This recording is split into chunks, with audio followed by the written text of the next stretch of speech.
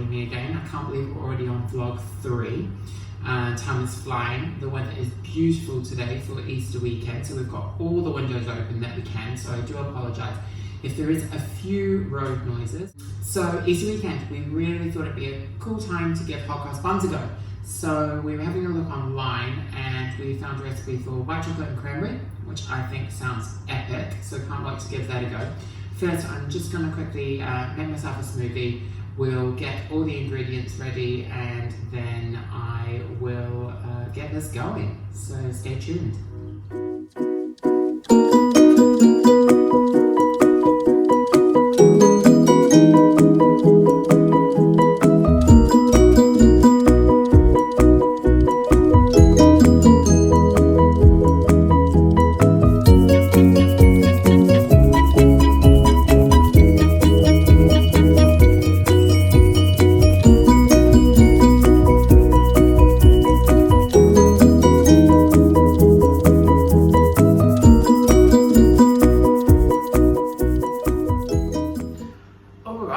So I think I've just about got everything ready now.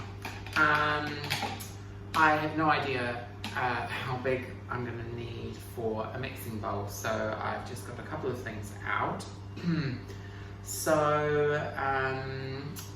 Just going through, for the dough we are using plain flour, granulated sugar. I'm actually going to do brown sugar because I'm hoping it will kind of like semi-caramelized, work a little bit well, or not well, but work slightly better with white chocolate and kind of give it the brownness that it's maybe not going to get from like the currants and things like that as well.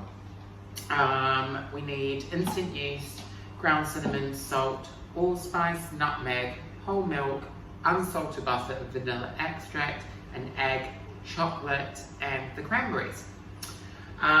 So there's a few processes in this. So I believe the first one is the dough, and then after we've done the dough, we'll then prove the dough, and after proving, we kind of split it into the buns and allow it to then sort of have a second proof in its sort of final form, and then we'll pop the crosses on, and then we'll pop it in the oven.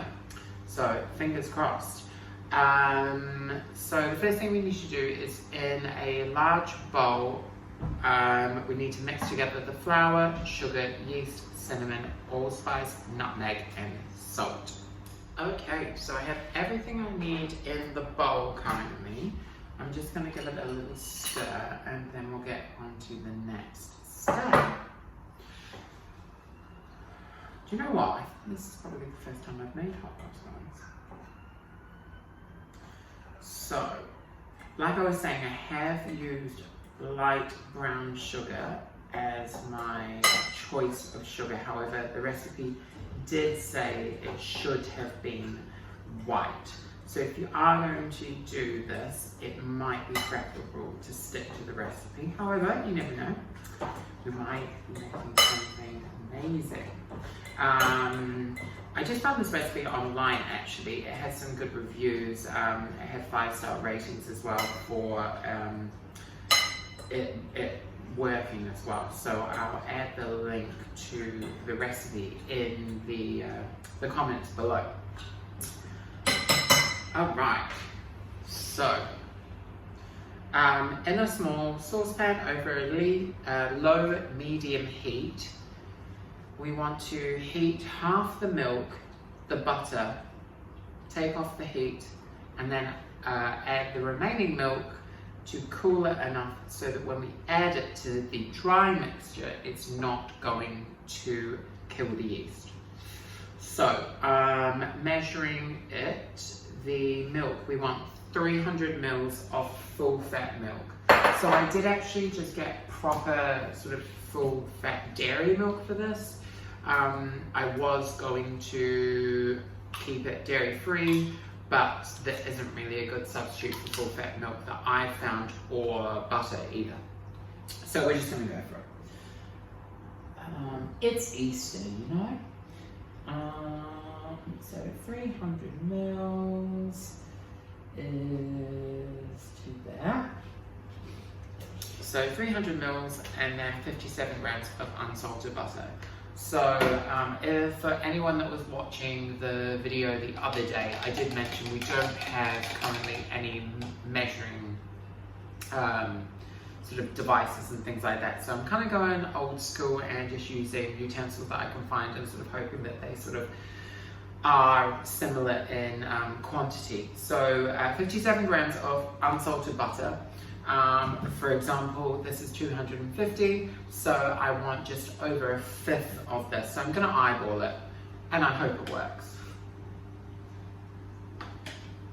I have to say, I'm obsessed with these smoothies at the moment. They are my life. Right. So, let's have a look at this. 1, 2, 3, 4, 5. Something like that. So, we need to put that onto a low medium heat to melt. What's low medium? 4?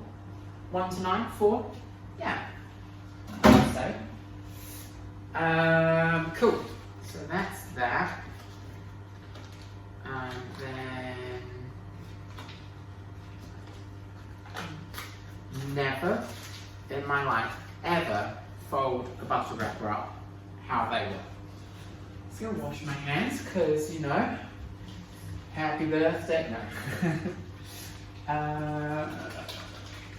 Okay. So, now that that's going, I'm going to just quickly dry my hands.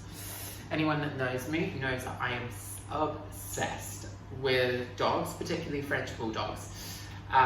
So you will probably see a lot of merchandise that is dog related in any of my videos, or probably all of them. Right, so that's melting.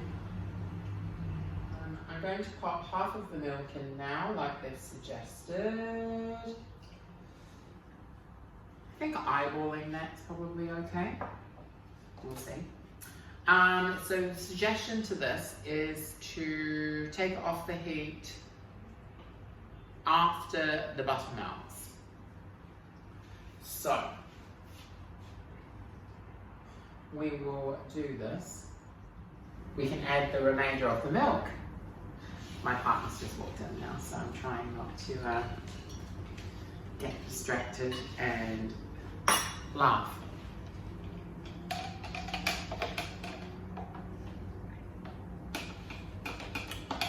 So once we've done this, we're going to add the milk mixture and vanilla to the dry ingredients, give it a mix with a spatula until combined, and then add the egg.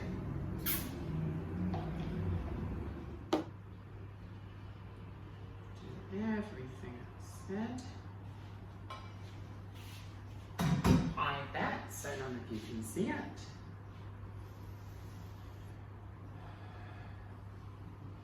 So we had a Disney Plus day yesterday using our free membership for 7 days. I'm sure like everyone else is. You should tell me what you recommend on Disney Plus.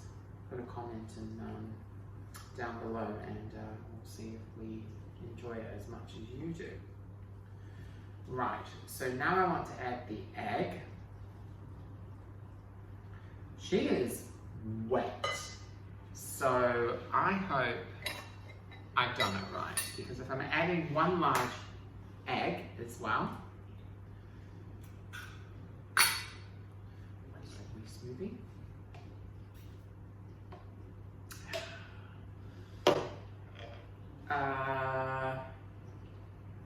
Add the milk mixture to the dry ingredients and attach a dough hook. No, I'm not going to do that. When the dough will look fairly smooth and elasticy, but still sticky, you knead it by hand, but it will take around 10 minutes. Resist the urge to add too much flour. Okay. So I'm just going to stand here and stir this mixture, pretending I'm a medium dough hook. And then after that, I'm going to knead it for 10 minutes.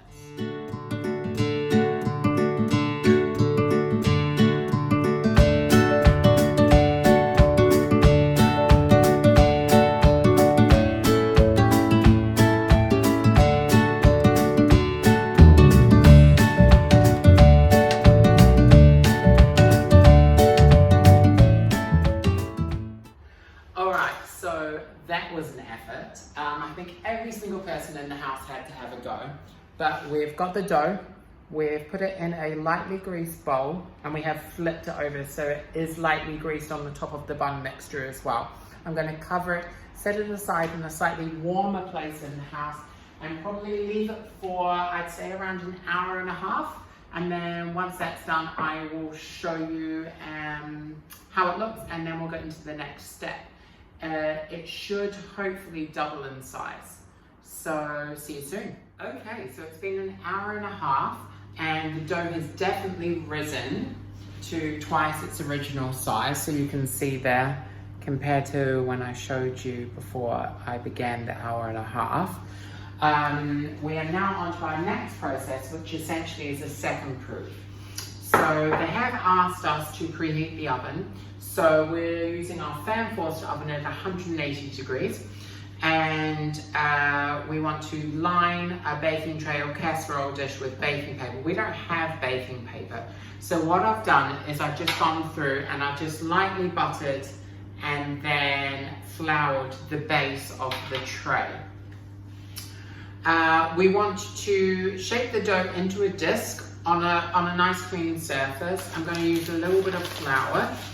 And then we want to shape that disc. We want to evenly cut it into 12 wedges. And those 12 wedges will be your 12 hot cross buns. So we'll just pop that flour down. I might just grab a knife for us to cut that before we go into the next step. Right, so I'm just going to essentially tip it out. We did lightly oil it, so it should come away pretty easy, which it does. Drop a little bit of flour, so we're just going to make it into that disc that it asks us to do, and we're going to cut it into 12. This is where I have to think about my mess for a second. So we want to cut it down there. If it cuts, I don't really want to. No, that's fine. And down there. And down there. And down there. Right. What we need to then do is roll each wedge into a smooth ball. So essentially all I'm doing is I'm just slightly cupping to shape it. Okay? And there you have your first one. All right, so that is them all rolled out. I actually got 13 in the end, so baker's dozen. So the next process is to cover with damp tea towel or paper towel and to cover and rise for, I believe, another 10 minutes or until at least doubled in size again. As you can see, these have been rising for, it actually took slightly longer. I would say they've probably been going for a good sort of 45 minutes. They haven't completely started touching each other, so I don't know if we're going to get that exact result today. However, they still look really good. So, egg yolk and a little bit of water. Just to sort of water it down, and we just want to brush these. You want to do this portion before putting the cross on the buns, because You want that to stay nice and white, and you want this to go lovely and golden. So just finish this for all of them. And then I've already mixed up my paste mixture to make the crosses. It is essentially just trial. So decide how much you think you need. Plain flour, water, doesn't need to be hot. And then we can apply the cross to all of them. Obviously we've got our preheated oven, fan degree 180. I have made sure that the shelves will fit both trays at once. So we're just there, lovely. And then you want to make essentially a piping bag. So I've just got a smaller bag there. I've put my paste in. We can nip the end off and pipe our crosses. All right, so it's been about 27 minutes. So let's just have a wee look and see. They look pretty good. So we'll just pop them out. So the egg more helps the, oh, they're actually not really.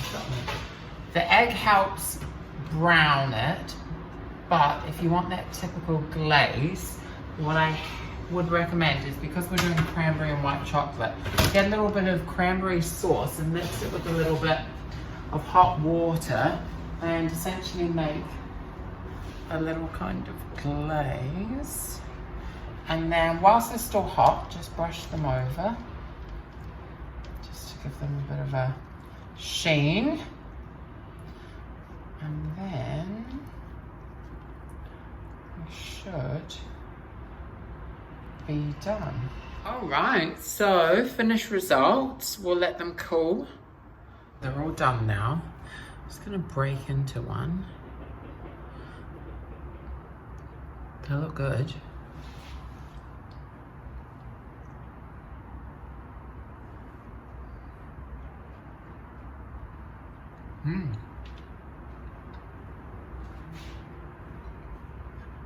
I would definitely recommend. They taste really good. They maybe need a little bit of butter, like a typical hot cross bun, and lightly toasted. But all in all, for a first attempt, I'm pretty happy with them. So thank you so much, guys, for watching. And I hope you have a great Easter weekend. Hope everyone's staying home. And if you like this video, like, subscribe, add any comments, and yeah, I'll see you soon.